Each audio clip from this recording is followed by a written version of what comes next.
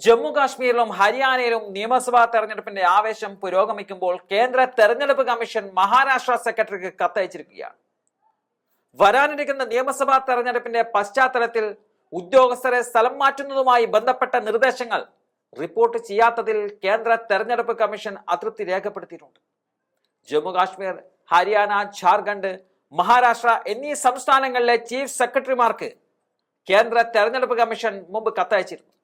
3 വർഷത്തിലേറെയായി ഒരേ തസ്തികയിൽ ജോലി ചെയ്യുന്ന ഉദ്യോഗസ്ഥരെ സ്ഥലം മാറ്റാനാണ് കത്തിൽ നിർദ്ദേശിച്ചിരിക്കുന്നത്. മഹാരാഷ്ട്ര ചീഫ് സെക്രട്ടറിക്കും കത്തെഴുതിയിട്ടുണ്ട്. എന്നാൽ കമ്മീഷന്റെ കത്ത് ചീഫ് സെക്രട്ടറി അവഗണിക്കുകയായിരുന്നു. ഈ കാലയളവിനുള്ളിൽ നൽകിയ നോട്ടീസുകൾ റിപ്പോർട്ട് ചെയ്യാത്തത് എന്തുകൊണ്ടാണെന്ന വിശദീകരണം നൽകാനാണ് മഹാരാഷ്ട്ര സെക്രട്ടറിയോട് കേന്ദ്ര തെരഞ്ഞെടുപ്പ് കമ്മീഷൻ ഇപ്പോൾ നിർദ്ദേശിച്ചിരിക്കുന്നത്. ജൂലൈ 31-ന് കേന്ദ്ര തെരഞ്ഞെടുപ്പ് കമ്മീഷൻ ഈ കത്ത് അയച്ചിരുന്നു. തുടർന്ന് ആഗസ്റ്റ് 22, സെപ്റ്റംബർ 11, സെപ്റ്റംബർ 25 എന്നീ തീയതികളിൽ 3 റിമൈൻഡറുകൾ അയച്ചിരുന്നു. എന്നാൽ മഹാരാഷ്ട്ര ചീഫ് സെക്രട്ടറിയിൽ നിന്നും മറുപടിയൊന്നും ലഭിക്കാത്തതിനാൽ കമ്മീഷൻ മറ്റു നടപടികളിലേക്ക് കടക്കുകയാണ്. 3 തവണ റിമൈൻഡർ അയച്ചിട്ടും മറുപടി അയക്കാത്തത് എന്തുകൊണ്ടാണെന്ന് വ്യക്തമാക്കാനാണ് ഇപ്പോൾ നിർദ്ദേശം നൽകിയിരിക്കുന്നത്. മഹാരാഷ്ട്രയിലും ജാർഖണ്ഡിലും നവംബറോടുകൂടി തെരഞ്ഞെടുപ്പുകൾ നടന്നേക്കും. അതിന്റെ ഒരുക്കങ്ങൾ വിലയിരുത്താൻ മുഖ്യ തെരഞ്ഞെടുപ്പ് കമ്മീഷണർ രാജീവ് കുമാറും അതുപോലെ മറ്റു ഉദ്യോഗസ്ഥർക്കൊപ്പം മുംബൈയിലാണ്.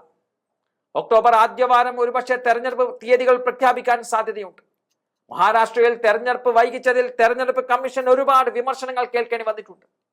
ലോക്സഭാ തെരഞ്ഞെടുപ്പിൽ BJPക്ക് കനത്ത തിരിച്ചടി നൽകിയ ഒരു സംസ്ഥാനം കൂടിയാണ് മഹാരാഷ്ട്ര. അതുകൊണ്ട് സംസ്ഥാന തെരഞ്ഞെടുപ്പ് ഉടൻ തന്നെ നടത്തുമ്പോൾ അത് BJP ഉൾപ്പെടുന്ന സംസ്ഥാന സർക്കാരിന് പിടിച്ചു നിൽക്കാൻ കഴിയാത്ത സാഹചര്യം വരും.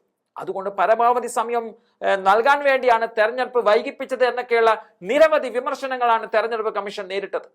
അതിനുശേഷമാണ് ഇപ്പോൾ തെരഞ്ഞെടുപ്പ് പ്രഖ്യാപനത്തിലേക്ക് കടക്കാൻ തെരഞ്ഞെടുപ്പ് കമ്മീഷൻ നീങ്ങുന്നത്.